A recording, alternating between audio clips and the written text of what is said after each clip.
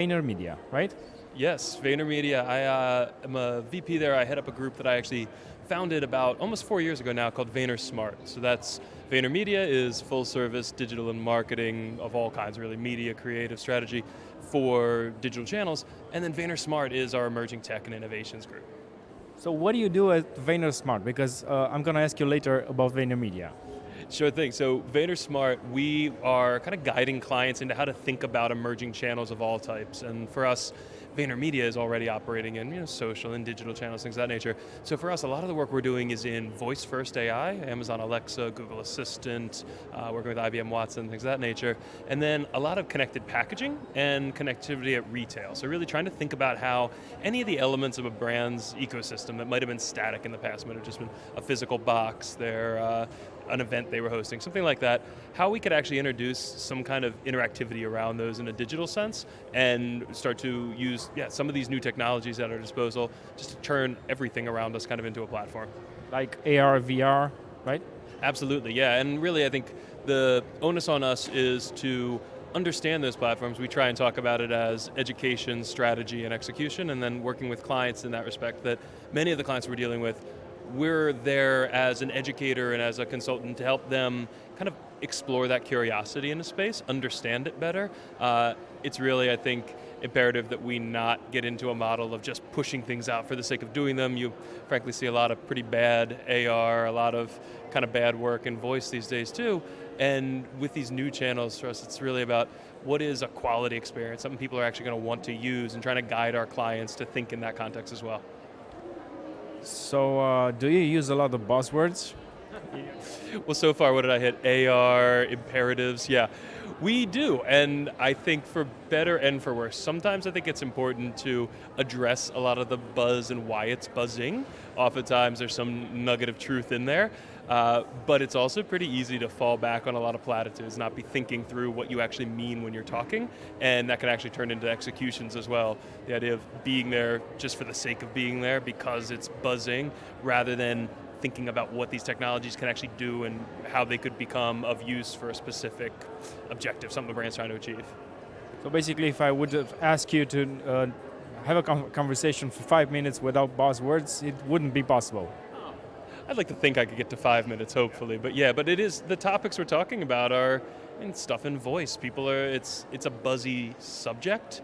I'd hope that when we're working with clients, what we're doing is trying to strip away some of the superficiality there. It doesn't mean that it's wrong because it's a buzzword, but it does mean if you go only to that surface level and don't think about why it's a way to connect with people, then you might be wasting your time and money. Can you give me an example? Because I've seen a lot of demonstrations of at least 50 brands using AR and VR. What do you do so special for your brands, for your clients, that's different?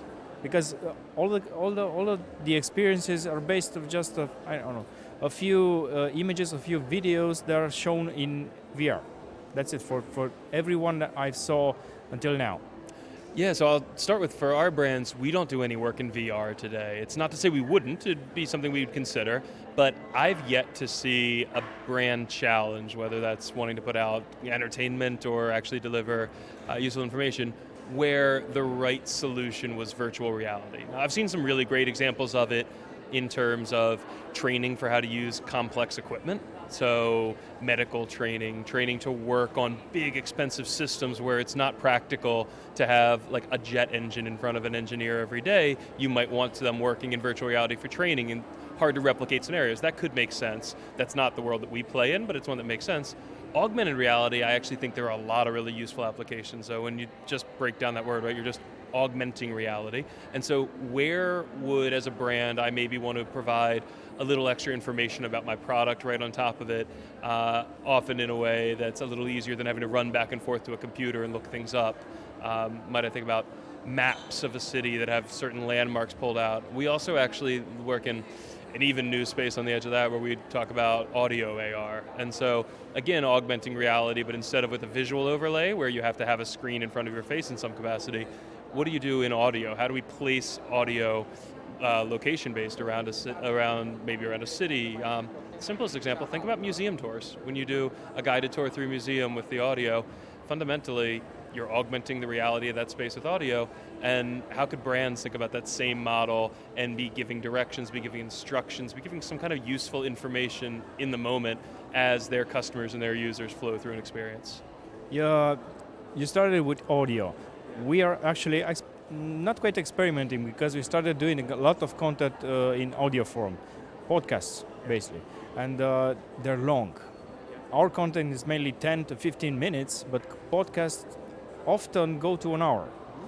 How would you use your kind of technology into a podcast? Sure. So I think two parts to that. One being the premise there, the length of the content.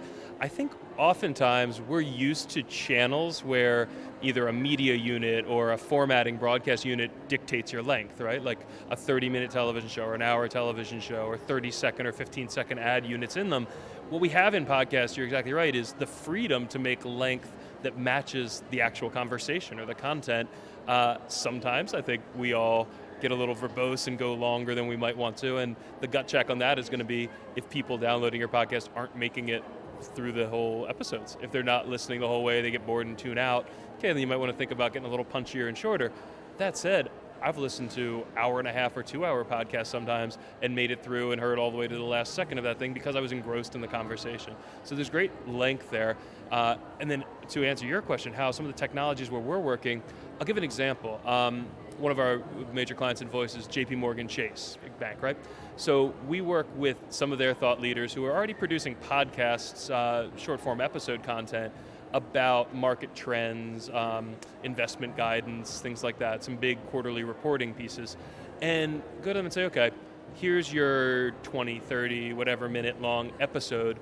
What are the 10 questions that you answered in that episode? And can we pull that out and create an Alexa skill or a Google action, something that synthesizes that long form episode information to a couple quick questions and answers?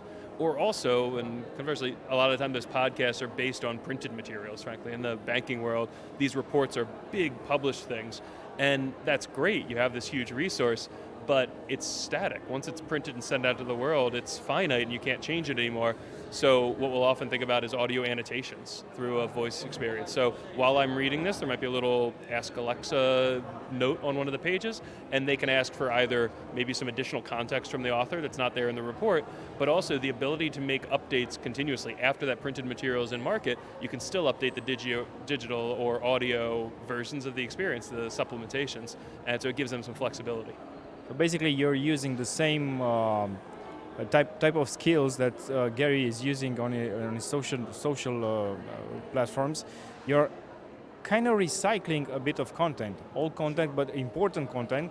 You're shortening it, yeah. And you're putting out again and again and again because there's a lot of people that didn't hear it the first time.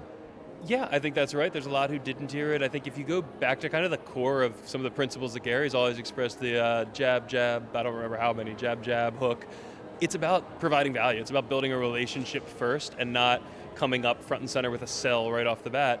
It's the theory of branded utility, and that's really what we're building. We're trying to build, whether it's products or more useful experiences, but stuff that people, that customers, actually want to use, that is the foundation of a more lasting relationship with a brand or with a publisher, and that over time it's going to help increase the lifetime value of them as a customer, but it's not just about a sales push right off the bat. So how do you know if it's working? Which way do you go? Do you talk to your customers? I mean, do you help the brands talk to the customers, or do you put out content and see which works?